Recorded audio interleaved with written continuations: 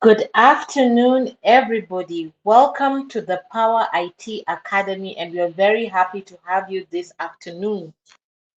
My name is Beryl Samba. I'm the COO and the Marketing and Customer Success Lead at Power IT.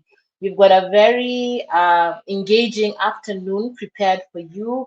We're going to be talking about Google Workspace, and we're going to go into the lesser known features, hence the theme, the black spaces within Google Workspace. So some of the black spaces we're going to be talking about are Looker Studio. We're going to explore areas of shared drives you never knew about. We're going to be talking more about AppSheets and the enhanced features that are available within Google Workspace. So, welcome everybody. And this is not going to be a session where, yes, we talk to you, even though we'll be on screen. We want to hear from you. Please write on the comments your name and the company and the country that you're joining from.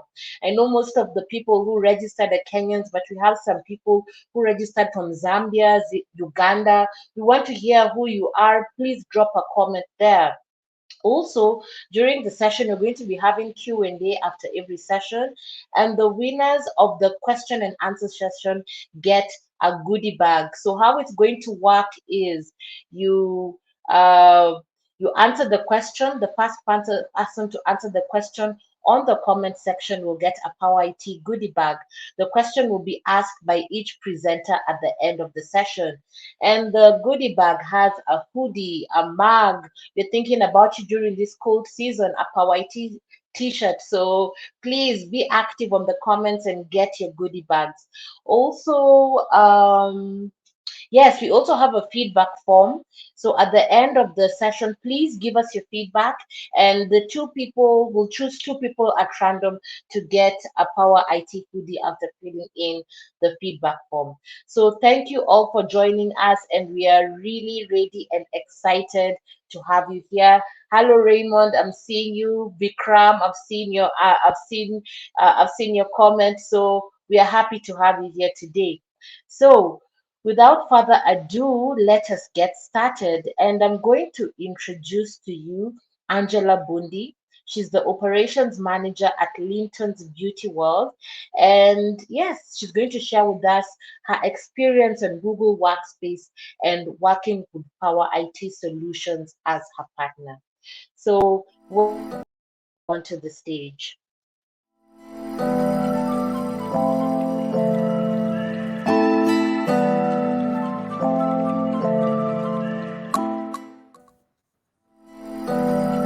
Thank you, Beryl. Thank you. I'm honored and privileged to be here this afternoon. Thank you all. Good afternoon, everybody. Good afternoon, Angela. We can hear you loud and clear. Thank you for joining us from Linton's. So, I guess to start us off, please tell us about yourself and what you do at Linton's Beauty World. So, my name is Angela Kawera Bundi. As you have heard, at Linton's, I am the general manager of operations. Outside of work, I am a lover of music. I am a lover of reading. I am also a lover of PlayStation, especially FIFA. I'm a lover of the fine things of life.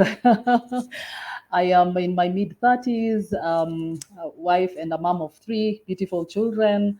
And yeah, I'm a lover of life. That's who I am.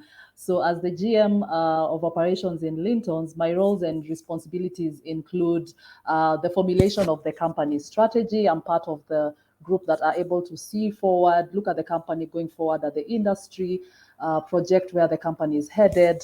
I'm the lead of the department so that we help coordinate functions in the execution of that company strategy. My key pet peeve is to ensure that there is organizational efficiency in the processes, in the workflows, and that we are effective. We are supporting the commercial teams adequately. So that is who I am in short. Thanks, Angela, for that. I think I aspire to be like you, to be a lover of the fine things of life. I love that description. And wow, you really have big shoes at Linton's Beauty World. That seems like a handful. So I Yes. think to start us off, probably tell us, how does your IT infrastructure, specifically Google Workspace? How does it fit into the larger operations of Linton's beauty world in an aim to improve operational efficiency as your pet peeve?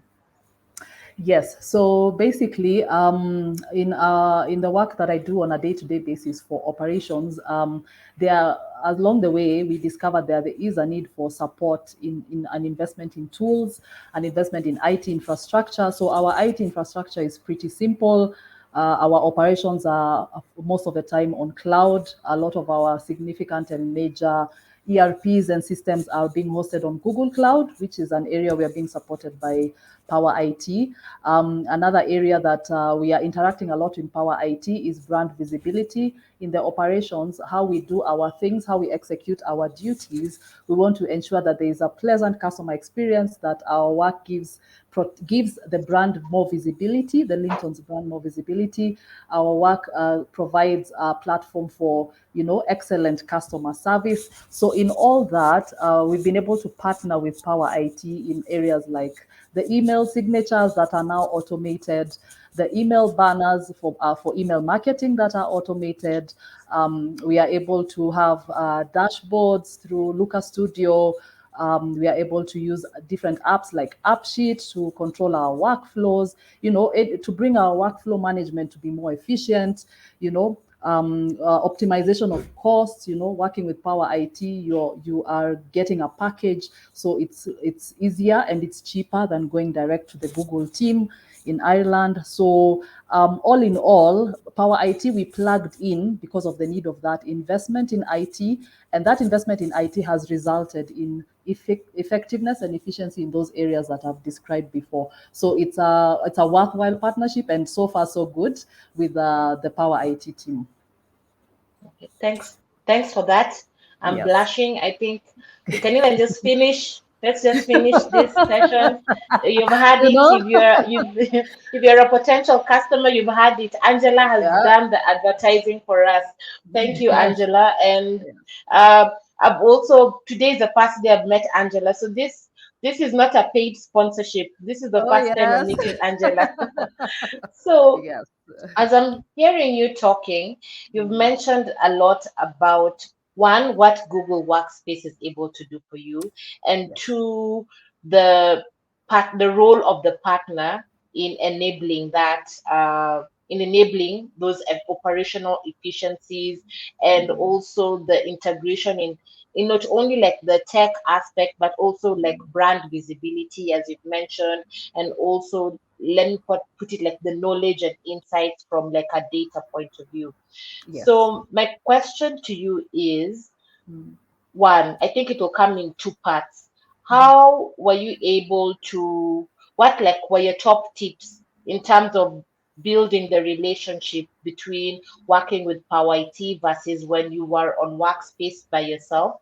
Because I know Mm, you were on Workspace by yourself before you moved yes. to Power IT. So how Yes. did you, one, build that relationship or build that rapport to enable you to work with an organization to work with Power IT as your partner? And Mm, two, internally as an organization, well, mhm. now you are, let's say, before you were driving before you were using Google Workspace like a Toyota, but then you started using Yes. it like a Mercedes Benz, so what True. were some of the True. internal things you were able to do to get your internal teams to be adapted into having better utilization of Google Workspace?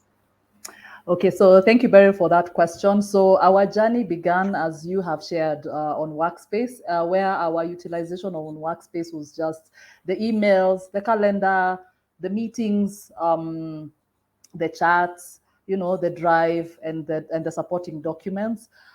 However, I think for every organization there was a transition because of the COVID, and our organizational structure also and culture also transitioned. We became an organization where we are now big on collaboration. So in the need to educate the staff, okay, and other team leaders on Workspace and what it can do, we realized we did not have any local point of contact. We didn't have anyone to train. We didn't have anyone to help us problem solve when we had any challenges, whether on our emails or on the documents. We didn't have anyone to show us what Workspace can do for us. And therefore, the search began for a local partner. And that is how we ended up with Pawa IT team. So basically, what we were looking to do is, number one, build that culture of collaboration.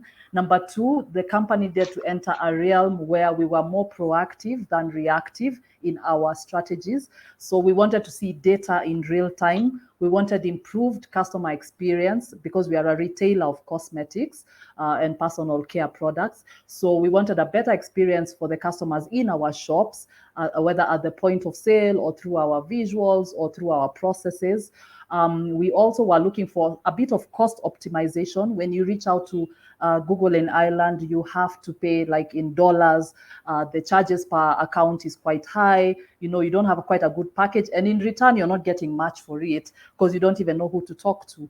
So with that, with Pawa IT, we were able now to bridge that gap whereby we've been able to train our staff. So we've trained a smaller team. And from the smaller team, we've been able to educate now the wider team on how to use Google and Workspace and all the tools that have been provided. We have been able to do dashboards, right? All kinds of commercial dashboards. We are now analyzing our data, receiving it in real time from our ERP. I mean, decisions are flowing, we are able to react and respond better. We are able to now even project our data. Being on cloud has also improved the staff experience. Our staff, when they are using our ERP and other supporting tools that are being hosted on Google Cloud, I mean, it's such an amazing experience. Work is now moving. We are now more efficient. We are now more to the point. We are now more effective. And so it's been a worthwhile journey. And I think, honestly, I am happy that we found our way to Pawa IT as a partner. Okay. Yes. So thank you for that. As always, like if I could be the person on the comments, I'll just be writing hearts. So for me, like Yes. you guys are really utilizing Google Workspace as within your industry as a retail partner. So how was that journey of adoption for your staff? I'm very curious because I'm just like internally when we try to change things, you have to do the onboarding, you have to get Yes. people to understand why. So Yes. how did you do that? I guess that could be a case study for other industry leaders to learn from you. Yes. So our journey started with just building the usual relationship. We were able to reach out to Oscar, who's the CEO of Power IT. We were able to be introduced to the operations team and the support team. So a journey of education now began as to what we can get. And of course, we went through the rigor of, an SLA and commercials. So I'll not go into that detail.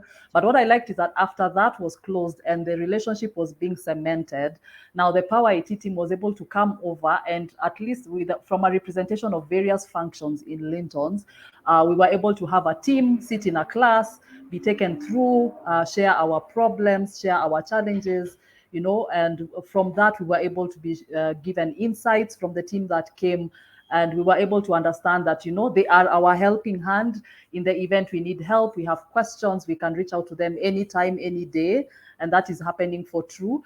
So after that, in the journey, as the onboarding began, now each of us who had been in that training, now we started encouraging our teams to shift to Power IT, to shift to Workspace, to start using the tools there. And that entailed, number one, using the tools to optimize our workflows, like the sheets, the supporting tools like Trello, like Data Studio. So we started onboarding the tools one after another, with their support, empowering, of course, our systems team internally. And with time, as we went on and on, we started now exploring the marketing angle. We were trained how to do the implement the banners, implement them even in an automated way, and we went on and on. We recustomized our signature for the company. So even our emails are well branded. Our brand visibility is on top right now. Even as we talk to third parties through our emails, we were able to learn how to work through and build apps, which we are doing right now. Some of the workflows we are optimizing through Trello, but some of the workflows we're also optimizing through AppSheets. So we're in the process of building apps that we can integrate with our ERP with the support of Pawa IT. So it's just on and on and on. I mean, it's a journey with no end, right? But I Mm, am grateful all the same, and I am really looking forward to what we can achieve alongside Pawa IT within the next even another 2 years. We'll be very far in our operations. Yes. okay. Thank you. Yes. Thank you. That's actually quite insightful. I think one of the main takeaways that I've gotten from what you've said is one, it's a human journey. It's a Yes. human journey. Two and two, you just have to start. You just Yes. have You to just start. have to Yeah. begin. Yes. True. Yeah. True. So I think as a leader in your organization, Mm-hmm. what advice would you give your peers in other organizations in terms of making the most of their workspace? Because, like as a customer success leader, I usually sit in meetings, and the main theme that I see is people are using emails, people are using calendar, and Yes. that's about it. A few are using shared drives, but Yes. you're using a lot of the tools. So, what advice would you give to your peers who also want to optimize Google Workspace as a collaboration tool? Yes. So basically, I would say top on the list. Come on board. Come on board. Come and come and be part of the Power IT family. I mean, it's a journey to behold. Because aside from the training and the exposure that you're going to get, and of course the optimization of your costs, you are also going to get benefits where your mind will be challenged to think beyond, and the problems that you have are going to be solved. The operational problems you have, right, and even some commercial problems you have are going to be solved by engaging this team closely. So sometimes the Power IT guys are also part of giving us insights, very deep insights on, like for instance, the other day they were educating us that on cloud, you're using a lot of storage because of this, and they showed us how to optimize. They showed us how to optimize well using our virtual private network, our VPN, and our remote desktops. Insights come when they see where we are tripping. They are able to reach out to us and say, hey, I think here there's a way you can do it better. It will save you a few coins. And I've loved that kind of interaction where it is give and it is also take. So it's give and take. And I think so far so good. The staff internally, we are using it. We are all in. It's all hands on deck. We are all in 100%. Yes. Thanks for that, Angela. I guess to close our session, because we're talking about the black spaces in Google Yes. Workspace, Yes. which for you is a personal favorite black space in Google Workspace that you use and enjoy? Wow, best question ever.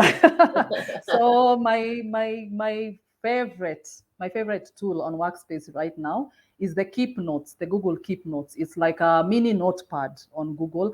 What I love about it is that it is organizing my entire life and schedule alongside all other tools. It is compatible with Calendar, with Google Docs, with Sheets. It's compatible with Meet. You can collaborate, you can convert it into all kinds of documents.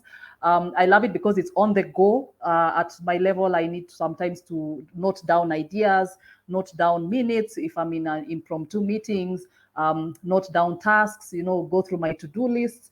And it's also available offline. So whenever, wherever I can have it, I can use it. And it's giving me like, it's a guideline. It's like my compass. It gives me focus on what I need to achieve on a day-to-day basis. So that's my best right now. Okay, thanks, Angela, for that. Even I don't use Keep. I started, but I didn't. But now you made a great case study for why we should all use Keep. So I guess I'm going to get Yes. started. Yes. So we want to close off this session and would like to thank you, Angela, personally. I think if we were doing this physically, this is the time I would be handing you your gift So expect to receive something by or end of this week is tomorrow, within Yes. the next couple of days, just as an Yes. appreciation for your time and the Oh, thank preparation you. you've taken to come and speak with us and speak to our customers and our potential customers. Thank you Yeah. for that. And also thanks to the Linton's family for being such Mm. a great collaborative partner. So as you said, the sky is the limit. And Yes. as you said, Up, it's up, an up. ongoing journey. There's always so much more. So we are very happy to give you the support to make your business operations as efficient as it can possibly be. Thank you, Beryl. The pleasure is totally, totally mine for this opportunity, and to the customers and the various stakeholders who are listening to us. Come and join us. Come on board. Come on board. Come on board. It is a journey to behold. So thank you, guys. I am very privileged and honored to have been here with you. So thank you. Okay, so that was a wrap for our first session for today. So let me just go to the comments and see what's happening there. We have Vikram.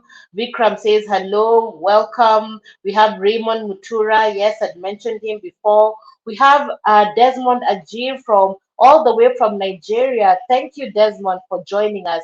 Joel Suba from Shop Zetu. Wow, we are loving this. And Peter Mbote, greetings to all. Great. Please keep engaging in the comments. Please keep on writing these comments. Tell us where you are. Uh, this is supposed to be an interactive session despite it being online. So we're now going to get ready for our second session of the day. And this session will be done by our very own Samuel Gishobi and Martin Gesser. They're in our demand team at Power IT. If you're a potential customer or if you recently joined us as one of our customers, I'm sure you've definitely received an email from Martin and Sam. So Martin and Sam are in our demand team. They get all our new customers and they also generate insights for us as a team. And they're going to be taking us through Looker Studio, which is a data visualization tool by Google Workspace. So welcome, Sam and Martin.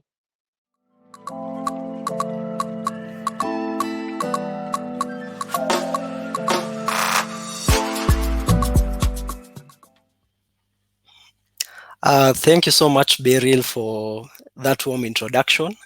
My name is Samuel Gishobi. I'm a demand and growth associate here at Pawa IT Solutions.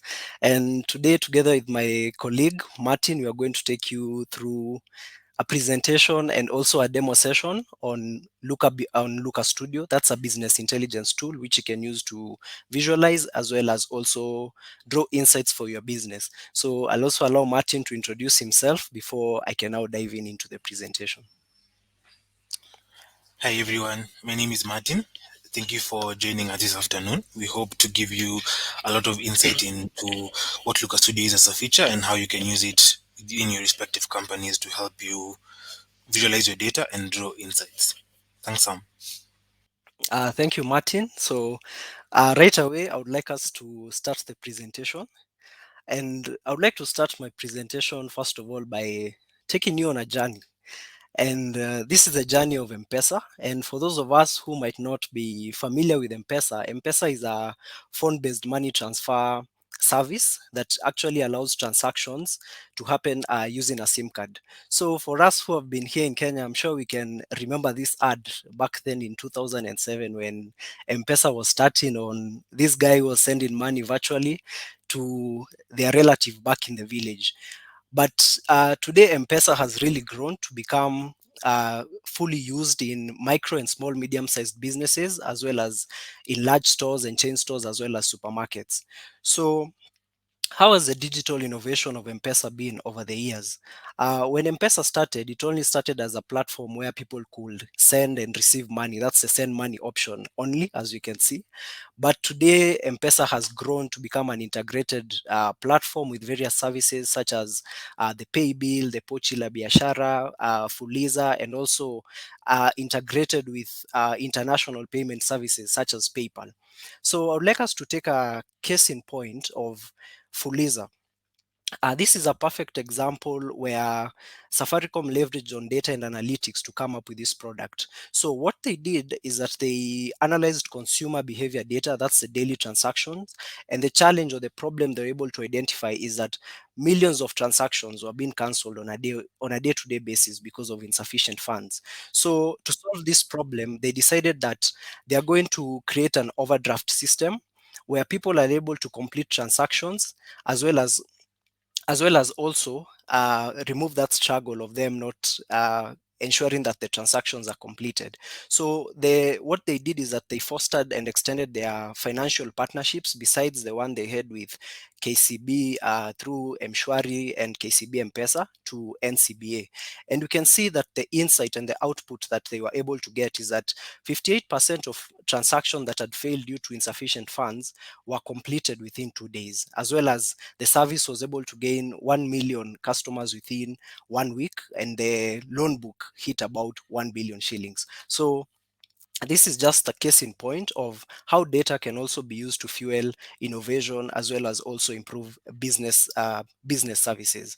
So where does this data come from? I would like to say that data is everywhere, but now depending on the business problem that you'd like to answer, then you have to be very specific on the type of data that you want to collect. So given the example of Fuliza, they would collect, they would actually identify data from banking halls where millions of transactions happen, matatu operators, post and pre-COVID area where people nowadays have to pay using MPESA, as well as the retail sector in large and open air markets such as Gikomba.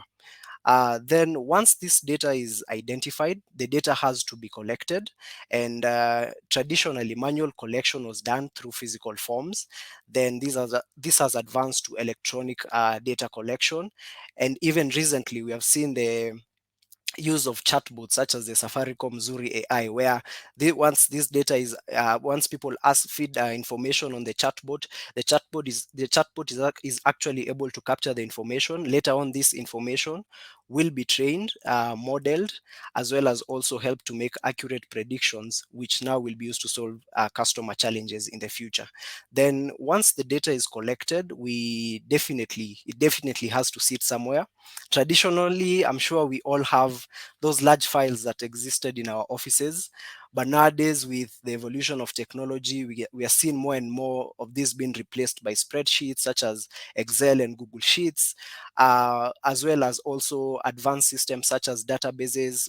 Examples can be MySQL, Postgre, Amazon Redshift, and Oracle database, as well as IBM DB2. So this data now has been collected in your organization, and now you have data. So the next thing that I would like us to look at is an important statistic from Super Office that states that 91% of businesses actually believe that data-driven decision making is important to their business. But in contrary, only 57% use this data to make decisions in their day-to-day running of the business. So what's the difference between an organization which wants to be data driven and one that is actually data driven, and one that actually believes that they're data driven? So as you can see in the first picture, in company A, everyone is trying to get hold of the data. This means that maybe when it's that time of the month when you're required to produce some insights, everyone is rushing to plot some charts, others are rushing to make some summations and all that. But in company B, we can see that they have a fully monthly insights report, so they're able to get all their insights from this data. And now this is a perfect example of a data driven organization which has all their data well centralized and organized, and this is something that we do on a month-on-month basis here at Power IT. So I would like us to explore also the data journey. A lot of us may be having data, but they might not understand exactly where are we in this data journey process. So the data journey process is organized in a 5-step process, and the first stage of it is data denial. And this I gave a case in point of a kiosk where these people, they do not regard, or rather they reject data and they don't use it in their day-to-day decision making. In the second stage is data indifference. This is where these people recognize the existence of the data, but they might not necessarily use this data to they might not necessarily collect this data and use it to analyze as well as to make decisions in the company. Similarly, they will also collect data inconsistently, hence they will not be so keen on noting insights and all those things. Then a data aware company is actually a company which recognizes the value of data, and it will collectively organize and actually collect data and organize it, but it is limited in that it might not have the full capability to actually analyze and draw insights from the data. An example of this is a minimart, which might run an e-commerce store. Then a data-informed company is a company which uses data to make day-to-day decisions, but in certain aspects of the business. So not in all aspects. This is an organization which will leverage on data analysis tools, expertise, and technique to actually inform business decision making.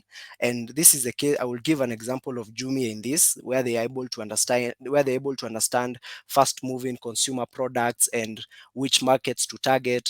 Yeah, so depending on the various aspects of the business that they want to understand, then they are going to use data to make the decision. Then a data driven company is a company which recognizes data as a fundamental aspect of its day-to-day decision making. That's its strategy, its operation. When it wants to improve its efficiency, customer experience, it all draws it back to the data. And this is something that we, as Beryl has mentioned, this is something that we do significantly here at Pawa IT. And also the case in point of Fuliza, which I'd given on Safaricom, is something that shows that the company is well data driven. So what are data driven organizations doing? The first step, we can see that 62%, this is a survey from BI survey, and it shows that at least 62% of data driven businesses leverage on a standard BI tool such as Looker Studio, Power BI, QLink, Tableau, Dundas BI, as well as Excel and Google Sheets can also be used to visualize the data. So I believe at this point, at least we have understood how data is important in an organization through the case in point of Fuliza. We have gone through a small data analysis process from identifying data, collecting it and storing. Then I believe now we can now dive deeper into Looker Studio and its elements. And at this point, I'd like to introduce my colleague at Martin, who is going to take us through the demo. Thank you. Thanks, Sam, for that really nice presentation on an overview of how to create a data-driven culture within any organization and how you can be able to use Looker Studio to enhance that plan. So we'll jump right into a demonstration of how Looker Studio looks like with both the output and the input.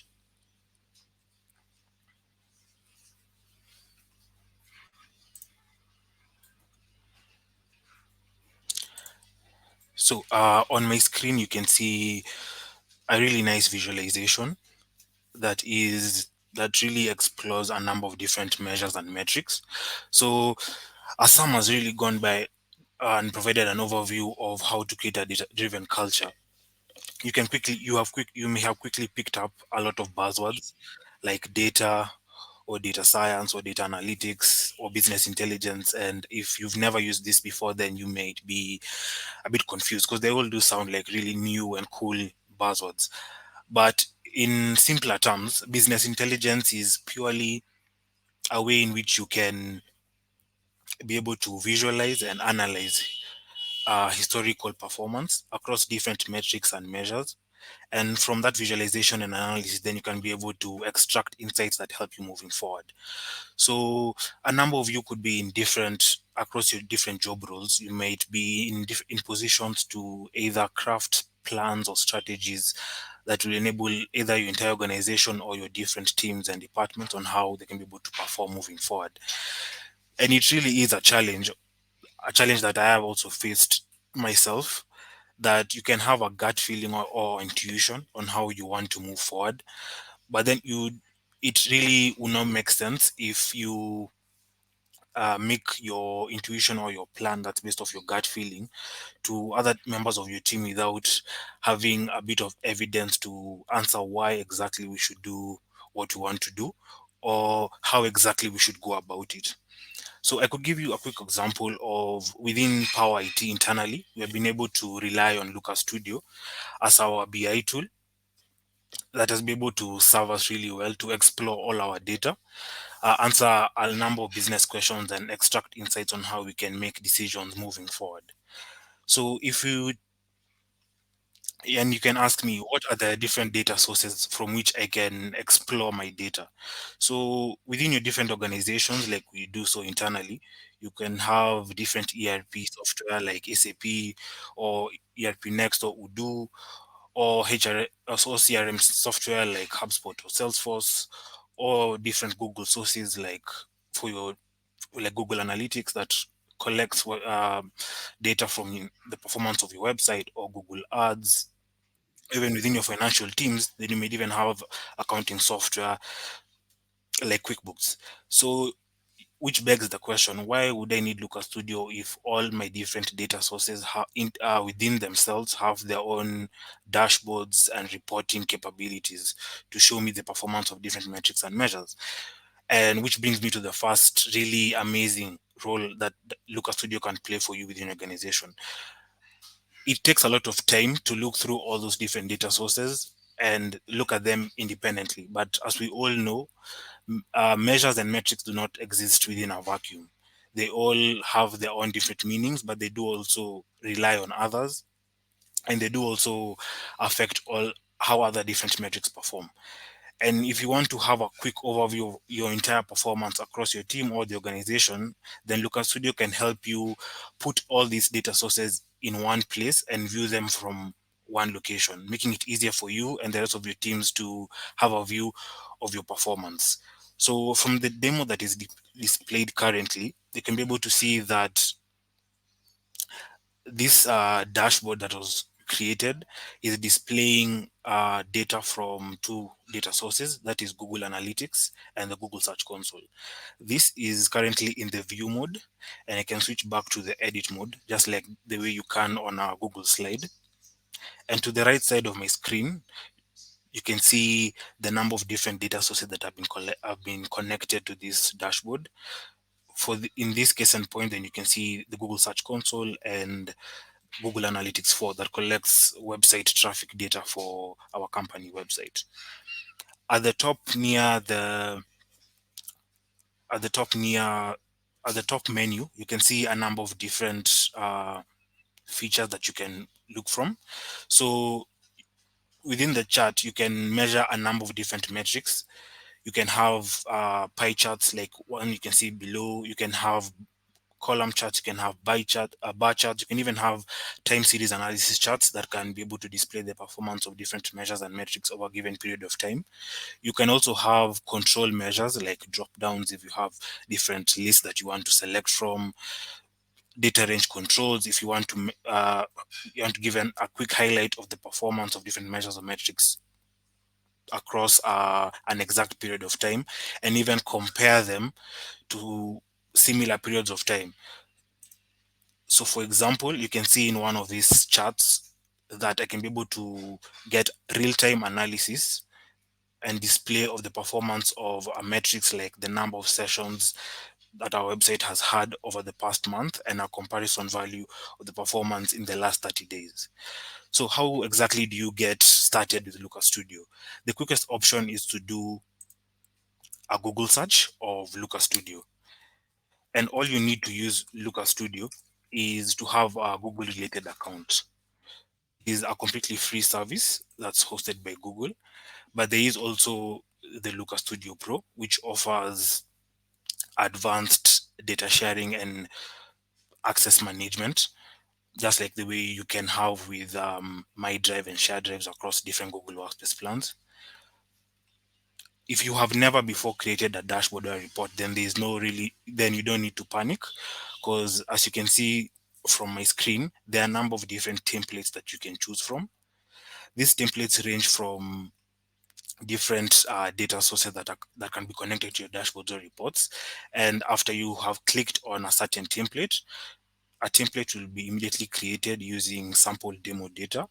And you can also click on the use my own data to then connect this template to your actual data source, be it a Google Sheet or even a Google related source like Google Analytics. And then the dashboard or the report doesn't have to remain as it was initially in the template. You can play around it and make it your own. If that is the first, reports and dashboards are the first feature. The second feature is data sources. So there are a number of data sources, like Sam had looked through, that you can connect to Google Analytics. You can connect to the most popular Google connectors, like you can see on the screen, from Google Analytics to Google Ads to Google Sheets, and even to relational databases like PostgreSQL, Microsoft SQL Server, and MySQL. If you don't find any that might suit your current need, then you can also use partner connectors that can connect to your CRMs if you want to measure sales and marketing performance, like HubSpot and Salesforce, or even your e-commerce website with Shopify that's hosted on Shopify, or social media marketing on Facebook or LinkedIn. So all this is quite easy to create, and we'd love to always sit down with you and take you through how you can be able to use Looker Studio to enable the entirety of your team to have access to different performance metrics and measures. So you cannot use the term data driven just as a term you throw around, but actually use it in your day to day and how you can move forward. So thank you guys, and I hope this has been quite an insightful presentation on Looker Studio and how you can use it as a business intelligence tool and a data visualization tool to see how your company is performing and how you can do better. Thanks, guys.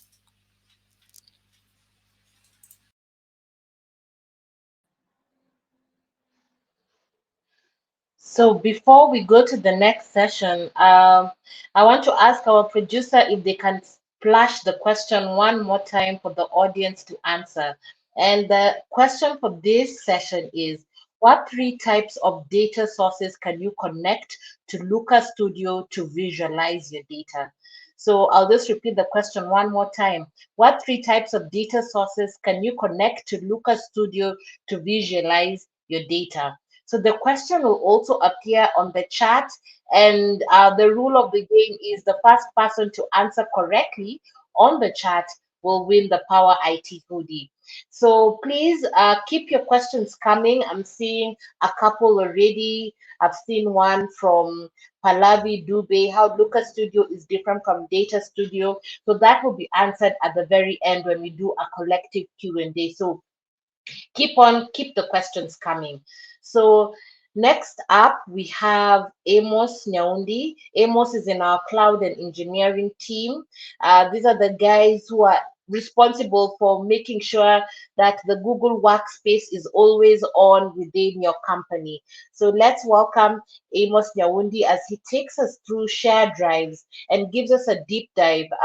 One thing we notice when we talk about our customer insights, people know about Google Drive, but there's some extra knowledge that's needed on shared drive. So let Amos Nyaundi take us through shared drive, and keep tuned in, keep giving us comments. Please let us make this an engaging session. Welcome, Amos.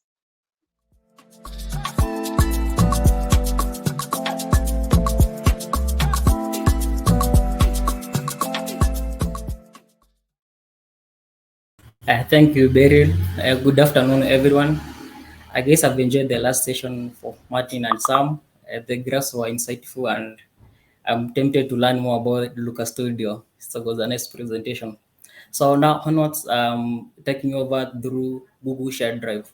It's a feature within the drive. I know most people have accessed the drive and they only see my drive, but there's an extra feature called shared drive within your drive. Let me take you back in the, let's say, 5 years ago or 10 years ago. Offices used to have cabinets or office shelves. So maybe the offices that used to have maybe a large amount of money could buy big shelf where they have many lockers or many drawers, where every person within the organization had his or her own keys. But an organization that never had enough money, they could have only one shelf. So from that example, let me give you what is shared drive and or what is a shared folder. So shared drive is a Google tool that is specifically meant for collaboration and easy management of files. So as I gave you the example of a cabinet and a single cabinet and a cabinet that has main drawers, is for the example for the cabinet that has main drawers, you can assign every folder given maybe department. So you can say locker one is for the shared, locker two is for a given. So in shared drive, that's how you can arrange your data into folders. So that's the beauty of a shared drive. So shared drive allows you to arrange your data into folders, or you place your files into folders. So that's a similar example. So a given example is like I can give you like the marketing team. A marketing team within the organization can have many files. So those files are ordered in a given way such that every department has its own access. Let's dive into the next thing where people maybe ask themselves what's the difference between a shared drive and my folder, because they all sound almost the same. A shared drive is far much different from a shared folder. A shared folder is the one that you own within my drive, and a shared folder, the individual, you are the individual owner. The content within a shared folder is owned by the creator of the file. This means that the owner of the file is the one who created it, but it doesn't belong to the whole organization. A shared folder or content within the shared folder are owned within the team. Maybe you had a folder for a shared drive for a given team. Maybe let's say Project X, that's the team was working on a given project for July. So a shared drive, the owner of that is the whole team or the whole organization. So that's the key difference. If you may wonder why can we call it a shared drive and a shared folder? What is the difference? Though that's like the difference. Who owns a shared drive? A shared drive is owned by the team, as I said earlier. An individual does not own a shared drive. In this case, let's say example, when you access my drive, when you access your drive, you are the only owner of that drive. So nobody has access. So that's why you can store your own things that you don't want nobody to access unless someone asks for permission or request the file to be shared.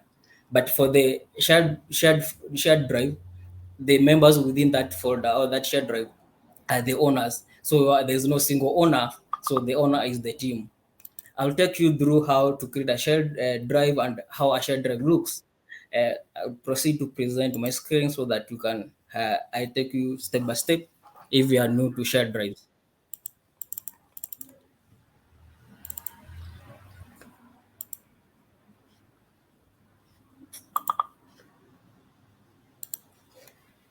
So to access the shared drive, you use the URL drive.google.com. So those people who don't have shared drive, they only see my drive. You not have access to shared drive. So you'll come to shared drives. There's two ways of creating a shared drive. You can right click inside the shared drives, or you can use this icon new. So let me proceed to use this one because it's the one that is simple and easy to go. I'll click here and create maybe let me call it campaign, July campaign as a my drive.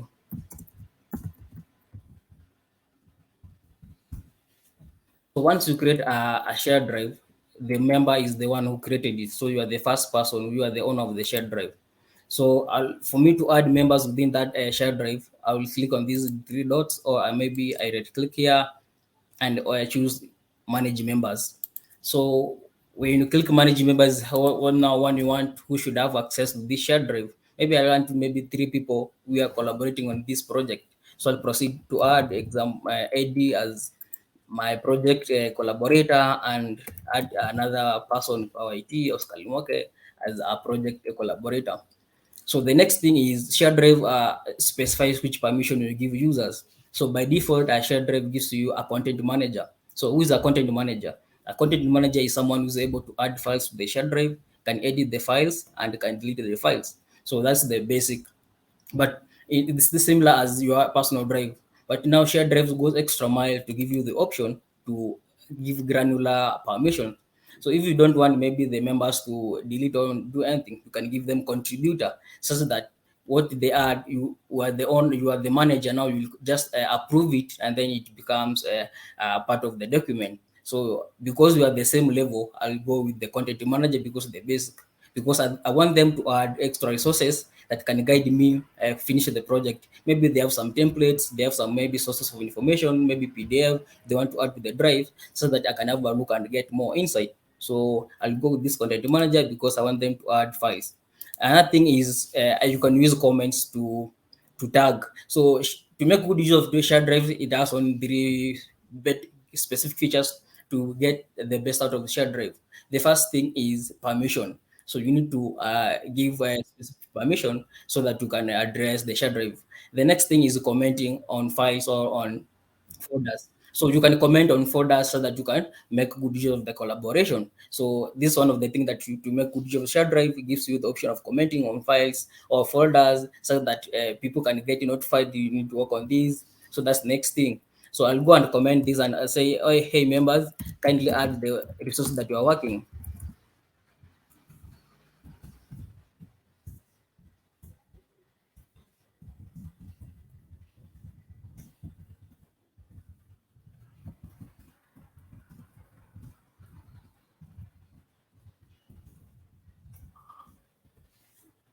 Then I send. So when I click send, they'll get a notification on the shared drive.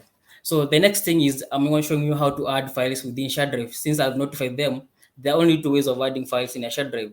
You can now move files that are within my drive or files that are within your local machine. So the easiest, the first way is adding the one that are within your local machine. So I'll go to my shared drive and maybe click here. You can upload a file or a folder, but that's the obvious one, you know. So the hard one is for people who are previously on my drive.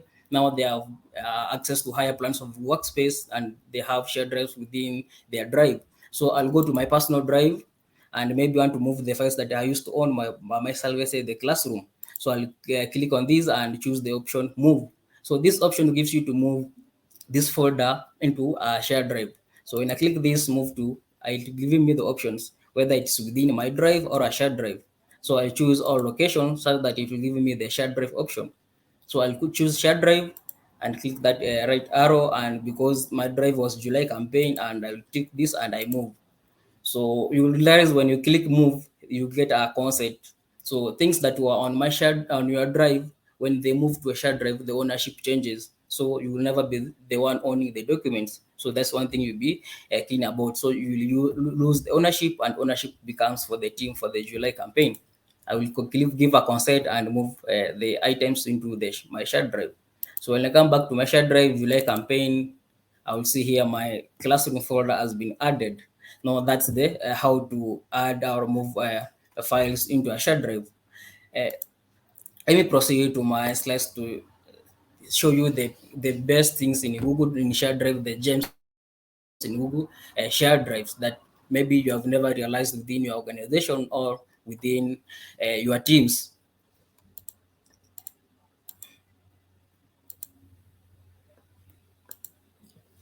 Drives comes with three specific like the key the importance of the shared drive, like for instance in Pawa IT Solution we're using it for our daily routine. So the first thing is what we call pool storage. Pool storage is a new feature that allows maybe you know organization you have many large data files you want to store. Instead of purchasing an extra service, let's say you want to go and purchase Dropbox, or maybe you go to a cloud storage, but you see when you go to those services you lose the uniformity of your files. Some may be corrupt and accessing will be hard for you. So in that scenario, you will find yourself you are too you are not working, you are not productive within the organization. So Google introduced this thing called shared drive and pool storage. So pool storage allows you to create a given maybe folder, maybe I give you a project, maybe let's say for instance we had July campaign. We can say because this folder is going to have resources that are more than 1 terabyte, maybe we need 5 terabyte. So if you are administrator, you can go to the admin console, you can go and add and maybe give the shared folder up to 10 terabyte of storage, and from there you not have the limit of storage. So you'll have that freedom of increasing the storage according to your needs, because some folders maybe require less storage. So that storage that could have been consumed by a storage, for the minimum storage of a shared drive is 100 GB. So you may want to bypass that storage. So the pool storage gives you the freedom of adding extra storage. Another gem within shared drive is protecting sensitive information. For instance, in one case or another way, you have ever received a document or an email that you only view, you cannot forward it, you can't do anything. Similar to shared drive, you can limit it who can print the file, who can download, or who can copy that file. Let's say I was working on a sensitive agreement or a sensitive document. Maybe I want to give you just a view only so that you can view and give me a feedback. So I don't want you to share it with other people because the file holds secrets. Maybe let's say it has carrier pins, it has maybe account numbers for employees. So I give you just view and confirm if the accounts are correct, and then I proceed. So shared drives gives you that permission, that option of protecting who can view. You can limit like nobody, even if you have access, you cannot share the files outside organization, or maybe people within the organization cannot search that item and find it. So that's protecting sensitive information. More to that, my CEO Oscar will talk more about security that is entailed with Google Drive, the DLP. So DLP, you can go further and enhance more security features to a shared drive. But a shared drive gives you that specific of safeguarding your files.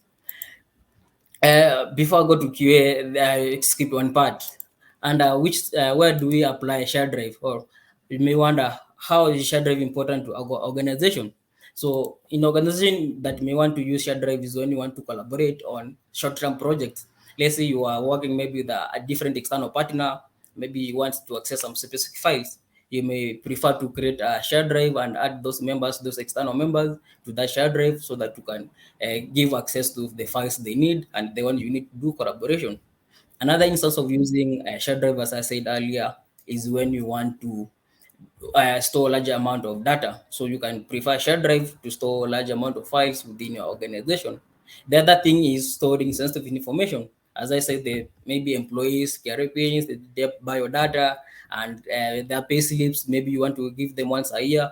So you can use that to protect because you don't want them to be on your personal drive or any other drive, but you can choose to use a shared drive. So a shared drive has those applications. So how can we make good use of the shared drive? By making good use of shared drive is by creating folders and organizing your files into folders. That's the first thing you need to do. So to make good use of shared drive, you create folders so that you can organize your files into it. The other thing is permission, setting permission. As I told you earlier, we have four permissions: the manager, content manager, viewer, and a contributor. So you can give according to the need of the user who want to do that. Another thing I said is using of comments and a suggestion to collaborate on files. So by using comments and collaboration, you get good use of it because Google came up with this shared drive to improve on collaboration and easy management of files. So that is how you can make good use of the shared drives. As I do a wrap up, I have a question for you. What's the storage limit for a Google shared drive?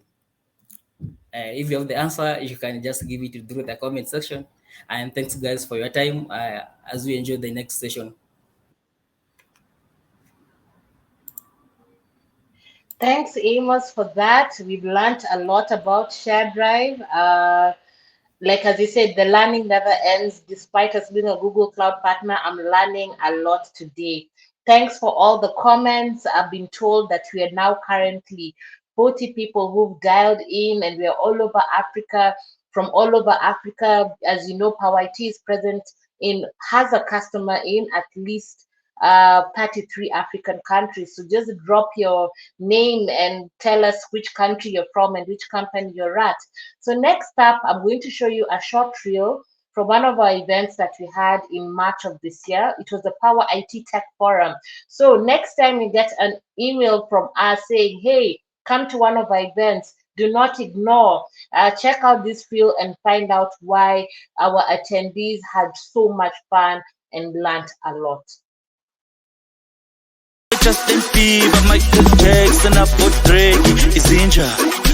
Welcome to the second ever Power IT Tech Forum. So today is all about learning, understanding what cloud infrastructure, how you can take your companies onto the cloud, and all that it entails, specifically with Google Cloud.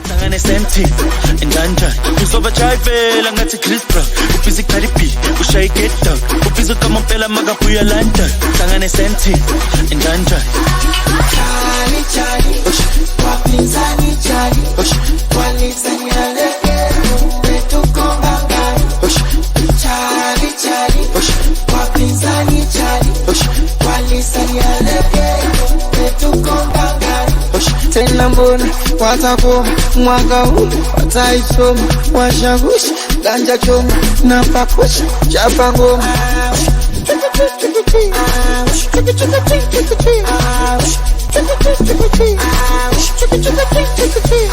Ulo sanka tumele Stampa kana kera na jina na hela napenda.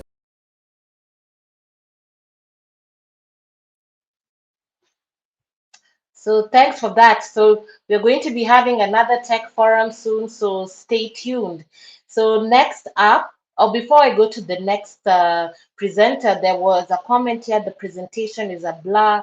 So I've been told by my team that you can use the gear button to change the video quality. So I guess when you change the video quality, it will be improved and you'll be able to see the presentations much better, Caroline.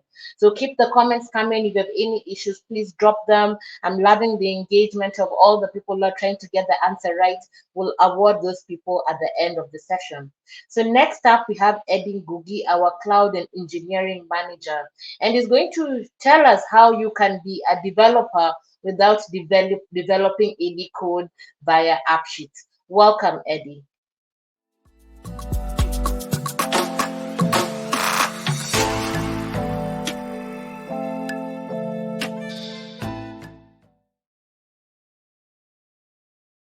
Hello.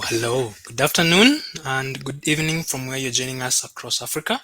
Welcome to our session today. Today I'm going to cover AppSheets, which is a no-code application platform offered by Google Workspace to all Google Workspace customers. Currently, it's offered within the enterprise plan, but soon Google actually has plans to introduce it to all the other Google Workspace plans and entities. From my video and what you can actually see, that is just a template view of what AppSheet is, and we're going to cover that in a bit. But first off, let's go through the process of how AppSheet came to be and when actually Google acquired it and what are the different type of applications being used out there that are similar to AppSheet.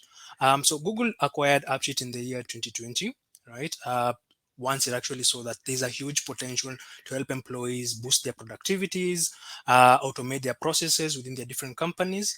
And a report done in the same year actually showed that through the use of AppSheet, the Globe was actually able to sell $6.7 million and reduce processing time by 80%, right?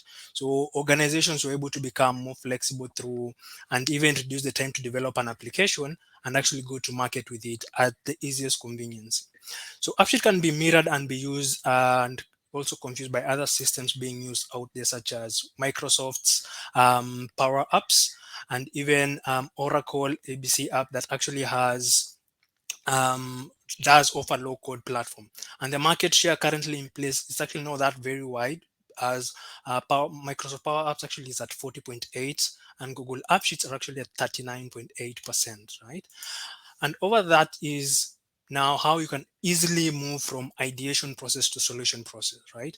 Rather than you having to spend time and processes and time through formulating an idea, creating a project specification, getting a developer team. You need to do onboarding if you don't have developers. You need to hire people. If you and then they need now to write the code and then now push the solution. Low-code applications and tools and services such as AppSheet allow you to actually bypass. You're able to move from ideation stage to solution stage of your application development, right? And here is how you can actually extend your Google Workspace, right? Normal employees actually use the normal Google Workspace application. So you have Meet, Sheets, Docs, Calendar. This can actually build on top and actually add an additional layer of an application within AppSheet, right? For example, if you are within the retail industry, you can actually create an inventory application. If you're within the delivery and fast moving goods, you can actually create a delivery system or a delivery application. Guys in the IT field, you can actually create a ticketing system from within AppSheets, and this can actually now shared within your users and even external users. One of the things that AppSheet has been able to actually build and been able to actually help organization is allow them to connect from different data sources, right? So as I mentioned, you can connect to Google Sheets. If I'm using Microsoft as an organization, can we connect to AppSheet? The answer is yes. You can also connect to Dropbox Sheets that you have access to, or even use relational databases and non-relational databases for developers like MySQL Server, Postgres, and even AWS. You can also have those API integrations to your different CRMs and applications. For example, you can actually connect to Salesforce. I know a customer who actually uses Salesforce as the internal CRM. This is one of the things that they can actually use to pull data and connect data from within their app to Salesforce. The other thing is within the different industries, you can actually create many different mini applications, right? Because one of the best practices to develop an application, rather than develop one huge application that does all these, you can actually develop an application of different modules and different things. Within a warehouse, you can actually do an inventory tracking, a driver dispatch, or an on-site service, right? Or even field resources. Rather than bundle them up in one application, the best way is actually to split them because of lag and don't actually, because over time your application data tends to actually consume storage and actually space. And if your database is actually a Google Sheet does have a limit which is about 5 million cells within a specific sheet, right? And with time you can notice how that can actually grow very fast. Within now the manufacturing industry, you can still use AppSheet for shift management. Let's say me and my colleagues, I want to know which shift I'm in. We're able now to use and develop an application based on that. Even in equipment inspection, we're able to track down when an equipment was last inspected, when the next inspection is actually due, so that your team are able to stay up to date. You can also configure bots within your application that send automated emails to remind you of those specific days and even those automations.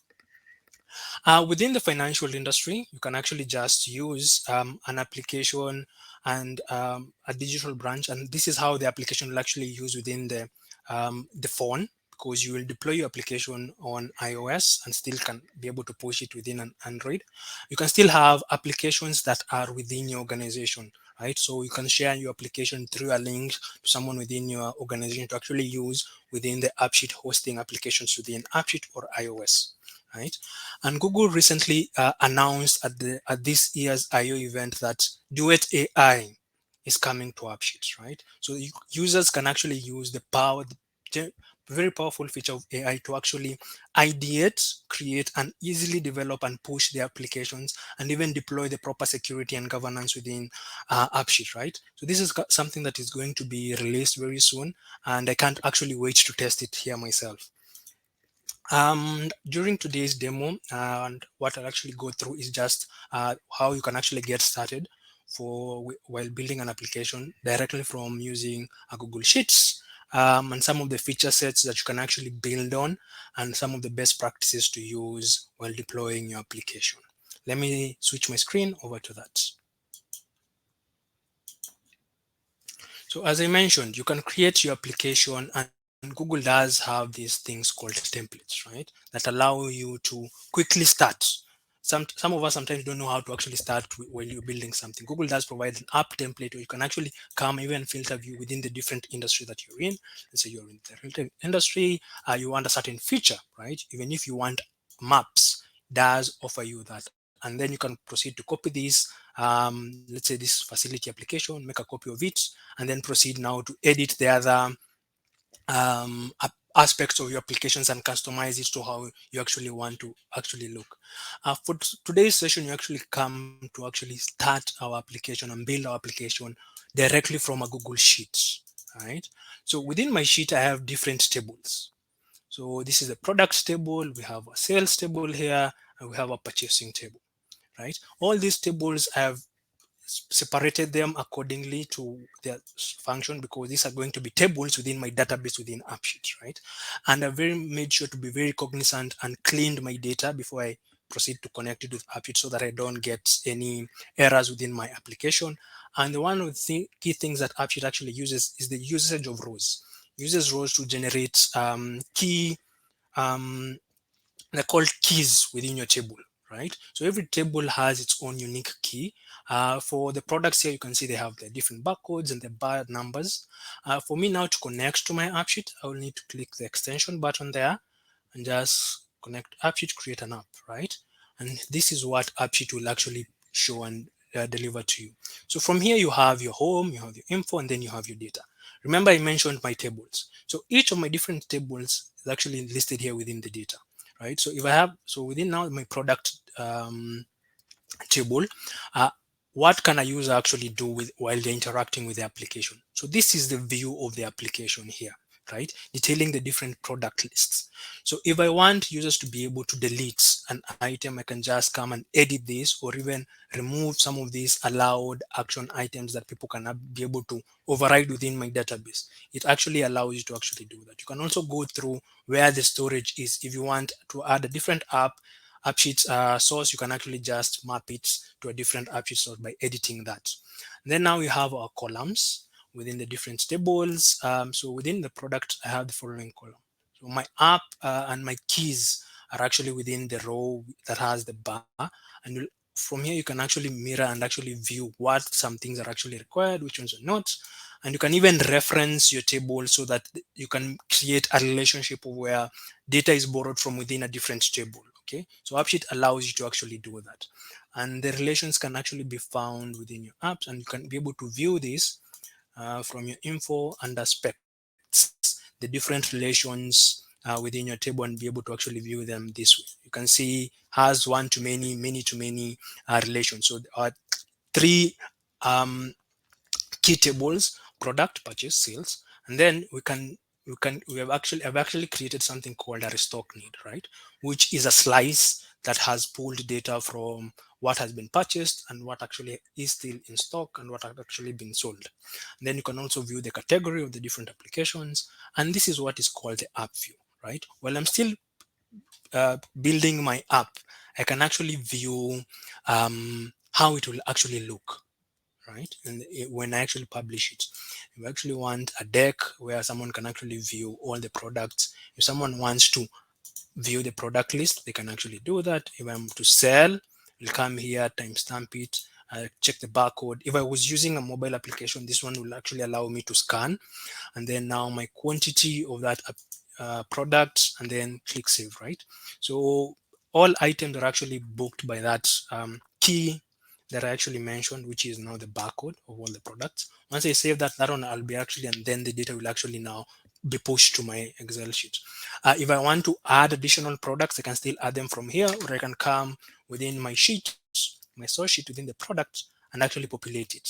And even as you can see, these are mainly stock images that are actually gathered from the internet, but AppSheet is able to actually um, pull the few images from those links that I've actually added there. And actually, they have been very much grouped as within the different categories. And my restock needs, if me, I'm using it internally, you can see here, it actually now calculates the difference between what has been sold and what is still in stock, right?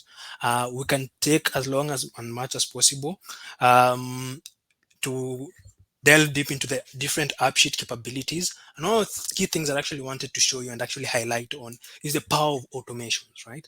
Where you can actually automate and create a bot from here using events. I can create a bot, view the different event details, schedule an email so that I'm able to restock my needs, who the email, the process, and even the option, who should I send the email to, notification to. And you can also now add a descriptions to your events. Once you've configured even the flow, there's an email one, email two, and once you've done that and all your changes, you can actually save them. The other thing is, and I know some people ask, can I invite someone to work with me on my app? Actually, that you can still do, right?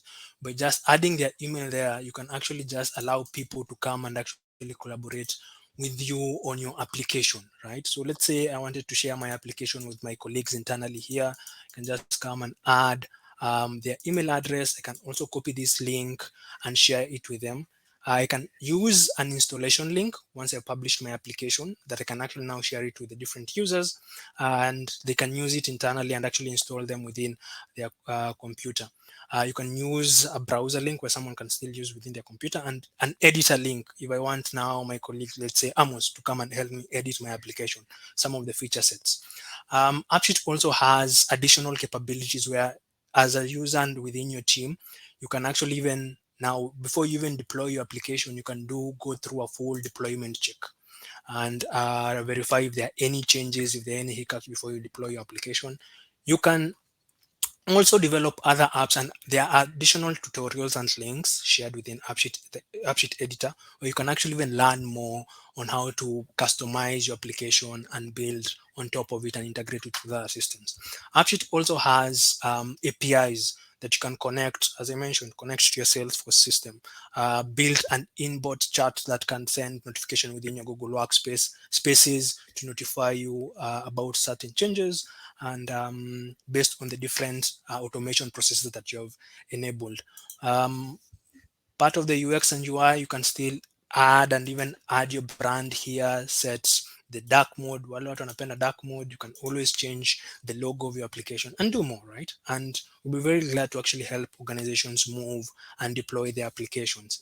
Also, AppSheet does have a whole entire course that people can actually just learn and get and familiarize themselves with AppSheets.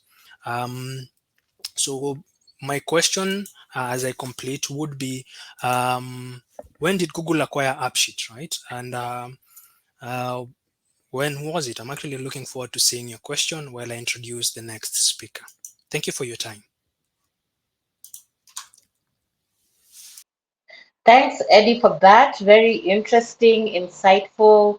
It is mind blowing what you can do now and how what you can do now in the developer space and how Google Workspace has enabled it by AppSheets. So please keep the answers coming. I'm seeing here the comments are still very live. People are asking questions. We're going to have our Q&A session after our final speaker. And thanks so much for all the people who are still taking time with us to tune in.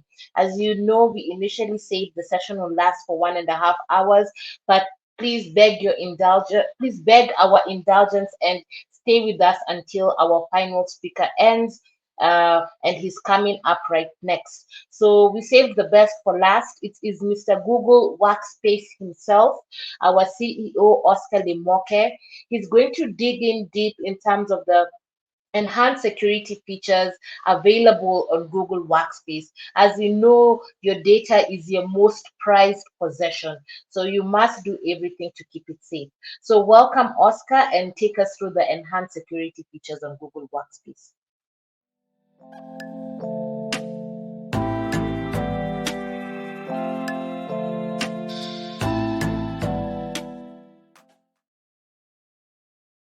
Hi, good afternoon, good morning, good night from wherever you're joining.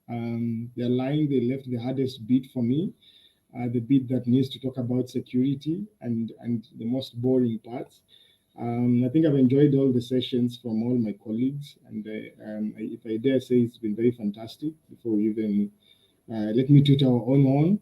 I'm going to talk about security and data protections measures or black spaces or the black spaces within Google Workspace, just to give it a context. These are some of the things or features available within Google Workspace that you can help protect your organization's data. And I'll try my best to cover as much as possible within the shortest time possible, knowing we all have very many things to do with our time. So I'll cover these couple of things. Hopefully, I'll cover all of them. And if I'll have time, I'll also try to do a demo for hopefully one of each. If I don't, I'll be glad to pick up anybody who will have requests moving forward. So I'll talk about all those things. I'm not going to list them because I'm sparing my time for the most important things. And as we all know, security and data protection is increasingly becoming a very, very important thing. Many companies are joining the cloud, whichever cloud service we're using in any form, shape, or format, employees are increasingly being given so many applications to access their workloads and work data. In fact, a recent research showed that a typical employee has about 36 cloud-based applications that they access or view in a single day. I think I probably access about 20 of cloud-based applications in a day, but you can all imagine how this can take a toll on anyone keeping control, keeping security, keeping all data complying to certain security measures and all that. And I think this is where endpoint security comes in many organizations. So we deploy endpoint securities and device management and different other endpoint measures to protect this data. But I think to some extent, it's just not quite sufficient. There are other areas where data gets lost. And we're also seeing now data protection laws and compliance needs are increasingly becoming a critical part of the business of anybody you're operating in. Previously, we just used to know it's only people in the finance sector or people in the healthcare sector who have to take care of their data. But Kenya passed the Kenya Data Protection Act, which also now effectively demands every organization to take very good care of its data that it has on its different subjects, people, and all that. And so increasingly, IT and infrastructure or access is no longer just being managed by IT. These days we have people, data compliance officers. We have people who need to ask IT, why is this policy allowing this data? What policy can we put in place to make sure we are protecting sensitive data? Or we have these requests where such kinds of data must be protected or can never be shared outside or can never do these things and all that.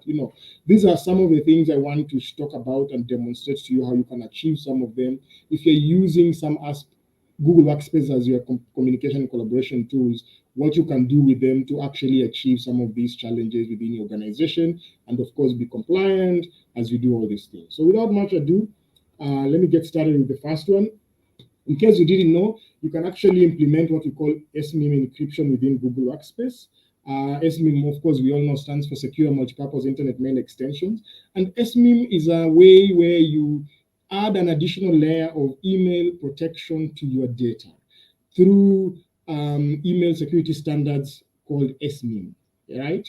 A certificate is generated, it verifies the authenticity of a user, and the user can upload the certificate to their own email, or the administrator can upload this certificate for them.